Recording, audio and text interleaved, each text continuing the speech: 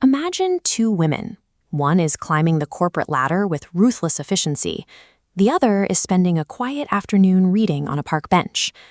Our brains are wired to look at these snapshots and immediately project a narrative.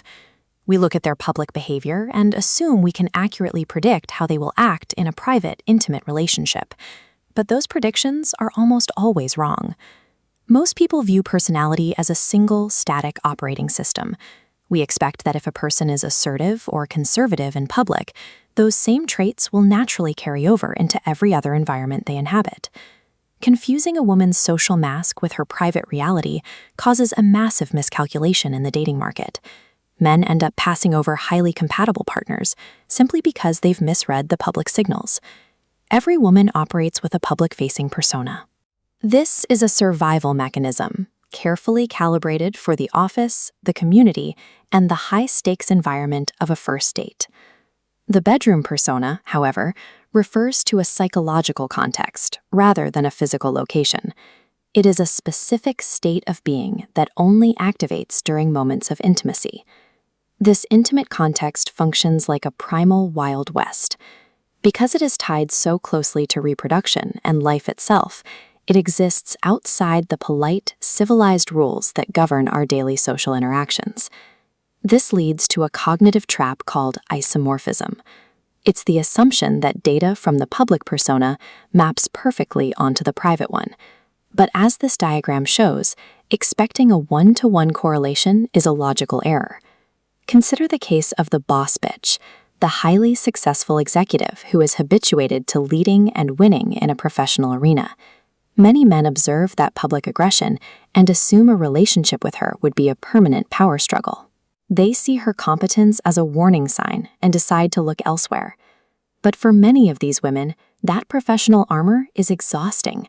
Behind closed doors, the person who spends all day in control often desperately wants to relinquish the lead to a dominant partner. Her public signaling as a high-performance professional repels the exact partner she desires in private. Her survival traits mask her actual romantic preferences. Similarly, in visual subcultures, plotting a woman's public edge against her private intensity reveals no predictive pattern. It is common for women who look wild in public to be timid and conservative in the bedroom, while women who seem conventional or pure often harbor the most uninhibited intimate desires once the context changes. Because public data acts as a false signal rather than a roadmap, judging a book by its cover in modern dating is a mathematically failing strategy. This split exists because women are forced to navigate deeply conflicting societal messages regarding their sexuality. To cope, some women attempt to hyper-control the bedroom. They try to civilize intimacy by applying the same strict rules they use in public, which effectively kills the primal energy of the relationship.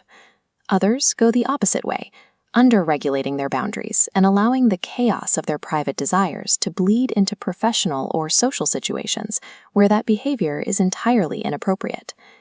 The most effective middle ground is compartmentalization, the practice of keeping these two personas in entirely different dimensions of reality. While this tactic is necessary for a woman to navigate society safely, it is the exact mechanism that creates the predictive blind spot for the men in her life. Every woman you interact with, whether she's a colleague, a friend, or a neighbor, is navigating this dual reality every single day.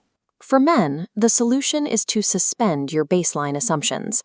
A woman's public purity doesn't equate to prudishness, and her professional assertiveness doesn't mean she wants to be the boss in the bedroom. For women, it is important to recognize the marketing problem of your social armor. Understand that the signals you send to survive the public world might be filtering out the very partners you actually want to attract. Because of this inherent dichotomy, every new intimate relationship will always involve a degree of unpredictability. When the public persona is decoupled from the private one, assumptions are replaced by actual observation. We stop evaluating potential partners by the marketing of the social mask and begin to see them for the reality of their private character.